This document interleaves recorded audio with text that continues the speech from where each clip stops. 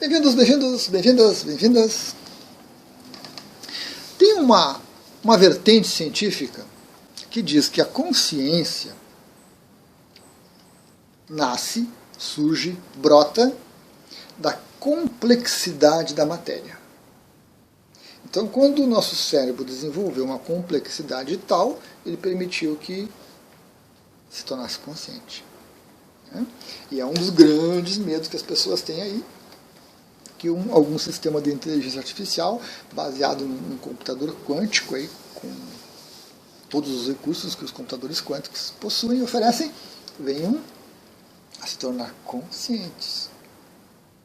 E aí, escravizar o ser humano, destruir o ser humano é um vírus, né? Como dizem em Matrix, realmente o ser humano está destruindo o planeta, dentro de uma determinada ótica, o ser humano é um vírus que está destruindo, né? O planetinha azul. Então essa vertente aí tem seus defensores e dentro dessa linha nós temos pesquisas e as pessoas os cientistas estão mapeando o nosso cérebro e querem saber quando você fica feliz, o que acontece no cérebro, quando está triste, o que acontece no cérebro, quando você se motiva, né? Tentam identificar dentro do nosso cérebro físico tudo que o ser humano é. Certo? Já que é produzido pelo físico. Eu não vou dizer que é jogar dinheiro fora, que é uma perda imensa de tempo e de recursos, porque é assim que caminha a humanidade, é assim que caminha a ciência e dentro de uma visão científica, de um método, é o que eles têm. A realidade é aqui, você tem um cérebro, um ser, uma mente e, né, a partir daí a gente pesquisa. Tanto que, se você fizer alterações no cérebro físico, você tem alterações na mente. A mais fantástica e maravilhosa dessas criações, tem muitos anos, se chama lobotomia. Se eu não me engano, nos Estados Unidos, até comentei num vídeo, tinha o lobotomóvel. O cara lá, o médico, saía pelos Estados Unidos com o seu carrinho, realizando lobotomia nas pessoas. Enfiava uma agulha por aqui, dependendo da técnica, cortava algumas conexões neurais e a pessoa virava um vegetal. Maravilha, a pessoa era um facínora, a pessoa tinha alguma demência, causava incômodos para a comunidade. Tem um filme muito interessante que se chama O Sombra, já citei, né? Quem sabe o mal que vai no coração dos homens, o Sombra sabe. Que no final do filme, é um filme antigo, já primitivo até, o Sombra enfrenta um dos maiores inimigos dele e tem uma adaga especial, né? Que o Sombra nunca conseguiu controlar aquela adaga. Ele não tinha o poder mental, a capacidade de controlar. E essa outra pessoa tinha, né, o bandido tinha. E aí ele vence, consegue controlar a adaga, e aí o bandido diz para ele, tudo bem, você venceu agora, mas eu vou voltar mais forte. E aí o Sombra faz uma lobotomia nele. Não mata, faz uma lobotomia, e ele perde essa capacidade de controlar as coisas, os poderes psíquicos que ele tinha, ele perde. Então aquilo está baseado no cérebro físico, né? Alterações no cérebro físico alteram a percepção, alteram o gosto, alteram emoções, tudo mais. Está sendo muito pesquisado esse aspecto. Mas, já que você está aqui no canal, e esse canal é um canal holístico, que vê o ser humano não como resultado do físico, mas muito pelo contrário, o físico é o resultado da consciência, é o resultado dessa mente, a minha perspectiva é totalmente diferente. Eu vou concordar em todos os pontos que dizem que alterações no cérebro produzem alterações de consciência, sem sombra de dúvida.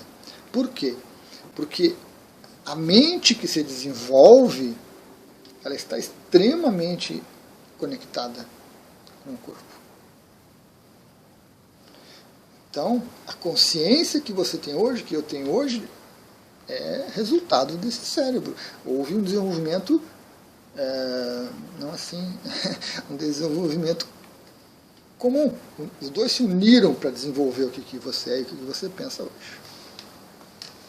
Essa personalidade do Luiz Felipe que nasceu, né, se desenvolveu a partir de questões genéticas, energéticas, heranças e tudo mais. Então, tranquilamente, concordo perfeitamente. Alterações químicas, alterações físicas no cérebro, promovem mudanças na sua mente, promovem mudanças de consciência, tranquilamente. Mas nós temos também, e aí temos a plasticidade cerebral para mostrar isso, que mudanças de consciência, mudanças mentais, de mente, algo que é incorpóreo, que você não sabe onde está, promovem mudanças no cérebro físico também. Com mais dificuldade, porque mudar o físico é um pouquinho complicado, mas o cérebro tem algumas facilidades, porque ele consegue, através dos neurônios, estabelecer redes neuronais diferentes que vão suprir aquilo que você precisa. Muito legal. Mas é uma condição fundamental para que a existência humana seja válida, seja útil e que permita que a consciência experimente esses desenvolvimentos mentais, esses desenvolvimentos físicos, essa interação física, que haja uma conexão tão forte e tão básica, tão unida, que você não consegue diferenciar a mente do cérebro, o cérebro da mente, a consciência interagindo. Tem um filme interessante, não sei se na Netflix ou se no Prime, chamado Periféricos. Muito legal, muito inspirador. Eu creio que vocês devem lembrar, já devem ter brincado, devem ter usado aquelas mãozinhas mecânicas de plástico mesmo, né, que você colocava a mão assim e apertava e ela fechava a mão. Apertava e fechava a mão. Né? Você devia pegar um copinho, um brinquedinho aqui, é divertido, para criança é divertido. O que nós temos nesse caso? Vamos chamar essa mãozinha mecânica de um periférico, né? Uma coisa que está ali disponível para ser usada. Qual o nível de conexão de você com um objeto desses? Mínimo.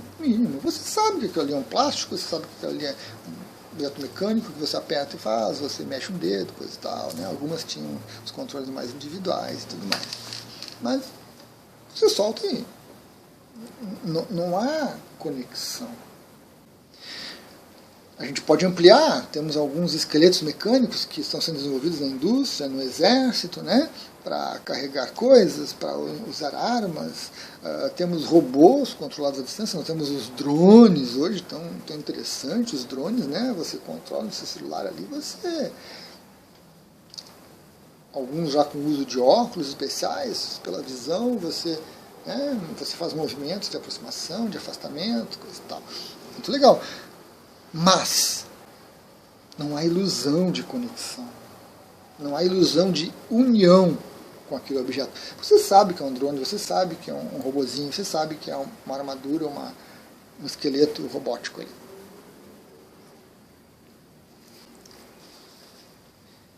Com esse computador biológico, não. Esse computador biológico que nós temos, esse corpo físico, ele é tão precioso, tão poderoso, tão profundo, que quando a consciência se conecta com ele, ela esquece de quem ela é. Ela começa a se identificar com o corpo. Eu sou o corpo. É o que a maioria das pessoas pensa. Eu sou o corpo. Alguns que conseguem abstrair e avançar um pouquinho, não, eu não sou o corpo, eu sou a mente.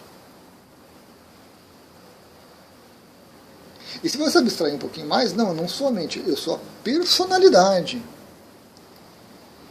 E aí a gente segue pelo Vedanta, nós temos todo o esquema de corpos do homem, né? Tem um vídeo aí que eu já falei 500 vezes, do Mestre de Rose, que é fantástico, que explica essa questão de personalidade segundo o Vedanta.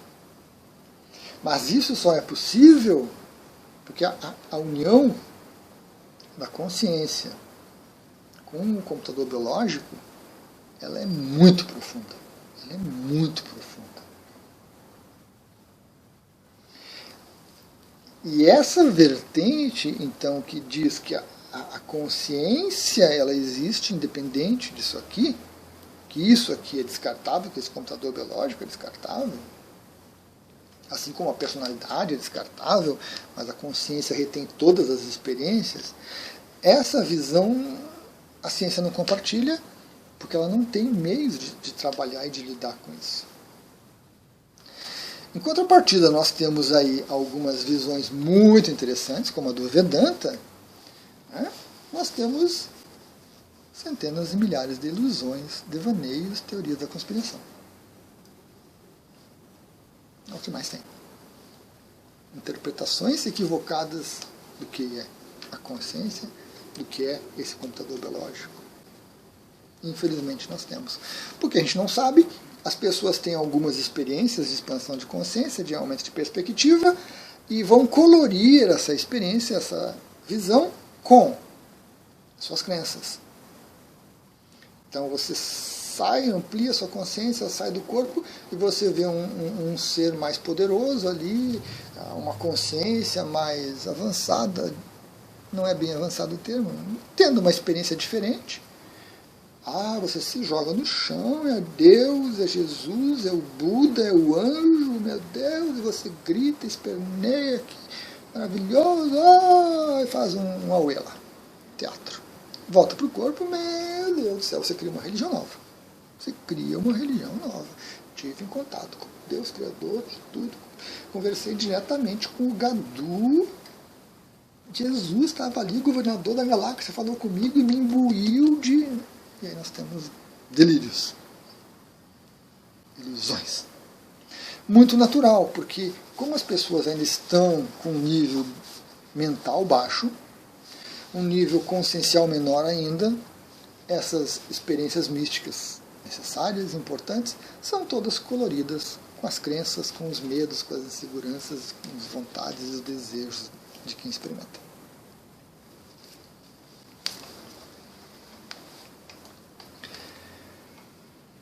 Mas tudo isso só é possível para você acreditar nisso tudo e para você experienciar isso tudo, que a grande função que eu vejo de todo esse universo é você experimentar essas coisas.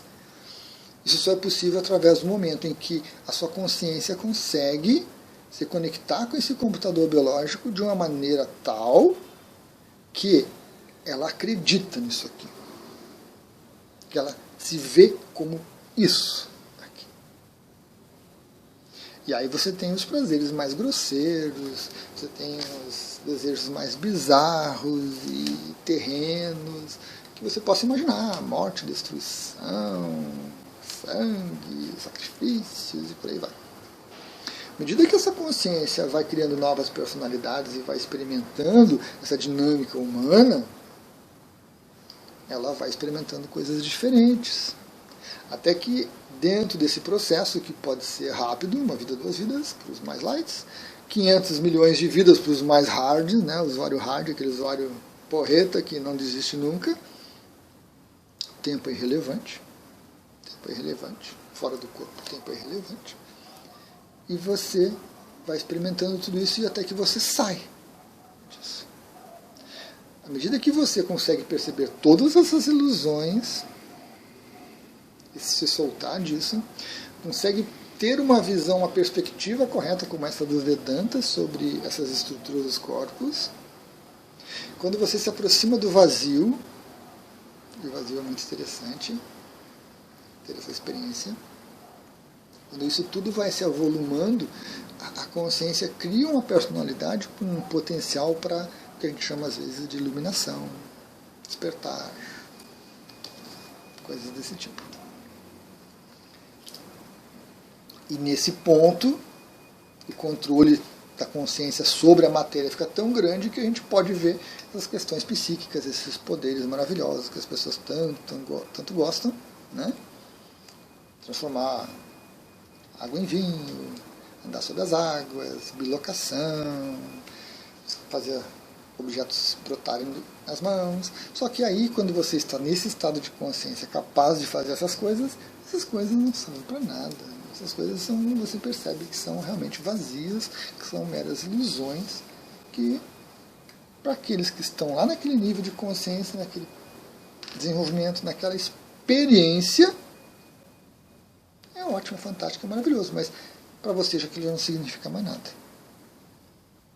Então, a gente começa essa união tão forte que existe entre o computador biológico e a mente, e a personalidade, e a consciência vai começar a se diluir, vai começar a se soltar. Ainda, enquanto houver essa conexão, ainda está suscetível. Ainda está suscetível, mas cada vez menos. Se o Buda, por exemplo, tomasse uma ayahuasca, simplesmente não faria nenhum efeito nele. Não faria nada nele. Enquanto que para algumas pessoas tomar ayahuasca abre uma perspectiva fantástica. Então a gente vai avançando nesse processo, mas ainda fica conectado com o corpo. E o que cola a consciência no corpo físico? Prana. Prana. Orgônio. Essa energia que permeia o planeta inteiro é o que permite. A Lua não tem prana, porque a Lua não tem nem atmosfera, não tem ar, não tem nada lá. O pouco que tem, quer dizer, a atmosfera nossa, né? Tem lá a atmosfera deles, claro, com os componentes tais. Mas como a nossa, que permite esse computador biológico se movimentar e existir e se conectar com a consciência, não tem. Então isso é uma qualidade fantástica do planetinho azul. A maneira como ele foi projetado, criado, com muitas variáveis, todas muito bem encaixadas, para que você tenha um corpo físico e a sua consciência se conecte com ele. Então o que conecta a gente é esse prana que permite essa interação consciência-corpo físico. Personalidade, corpo físico. Quando o corpo físico morre, falece, para de funcionar, essas energias vão se soltando, aqueles populares 3 dias, em média, mais ou menos, que leva, e após a sua personalidade solta, se desconecta do corpo físico, ele já não sai mais para nada. Mas ela fica usando um outro corpo, que nós temos um corpo sutil. A estrutura de corpos é fantástica. Lá também nós temos uma série de dinâmicas interessantes. Agora, aquele corpo físico, você já não tem mais conexão com ele. Claro, se for ali, depois de alguns anos ou meses, e pegar um pedacinho de material seu e fazer uma análise genética, geneticamente, claro, quimicamente, era o Luiz Felipe. Mas energeticamente, não é mais o Luiz Felipe. É um pedaço de matéria. Yes. Então, você não fica ligado. Mas você pode criar conexões. Se lá fora do corpo, nesse corpo sutil, você ainda estiver iludido, achando que aquele corpo ali é você, como boa parte da população, você se gruda nele. Na verdade, você tenta se grudar nele, mas você não consegue porque já não há mais prana conectando vocês. E dentro dessa ilusão ferrenha que você está, você não consegue lidar com o prana que existe para criar uma outra conexão. Então aquela personalidade tem que se adaptar a esse novo corpo, esse corpo sutil, que tem uma série de desvantagens, uma série de vantagens e uma série de desvantagens. Então é muito interessante essa ótica, essas perspectivas, né? A gente tem que ponderar um pouquinho sobre elas, porque são elas e outras coisas tantas que vão permitir que a gente afrouxe um pouco essa conexão. Mesmo um Buda, se ele recebesse um medicamento, um anestésico poderoso, ele perderia a consciência. Mesmo um ser desperto, iluminado, teria isso aí. Por quê? Porque enquanto ele está usando esse corpo, enquanto há essa conexão de prana, de energia sutil, conectando o corpo físico com tudo que ele tem com a personalidade, ainda assim, em algum grau, você tem alguma conexão e você tem alguma influência. Então alguma coisa que acontece aqui no corpo vai refletir na personalidade, vai refletir na consciência, na perspectiva, no olhar das coisas todas. É claro que à medida que você vai despertando, cada vez menos. Né? Tanto que a gente tem alguns yogis aí que relatos para os livros, para as histórias fantásticas, eles estão na verdade mais fora do que dentro do corpo. Né?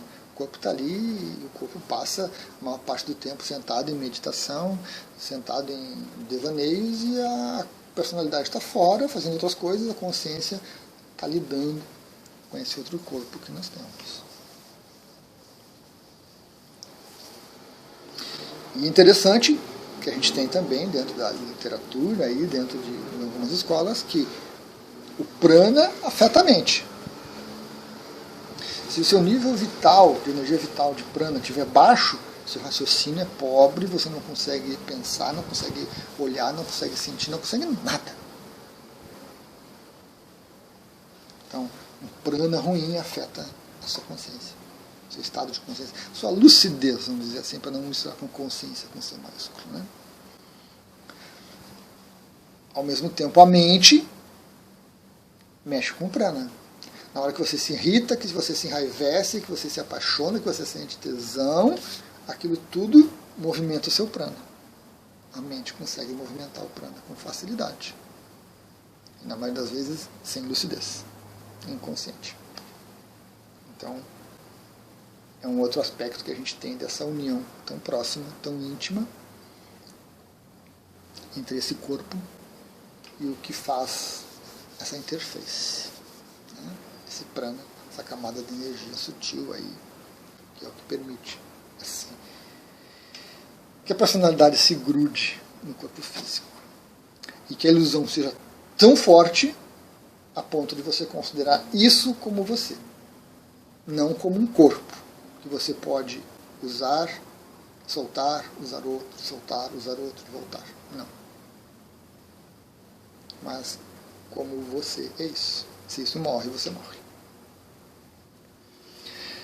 Legal, pessoal.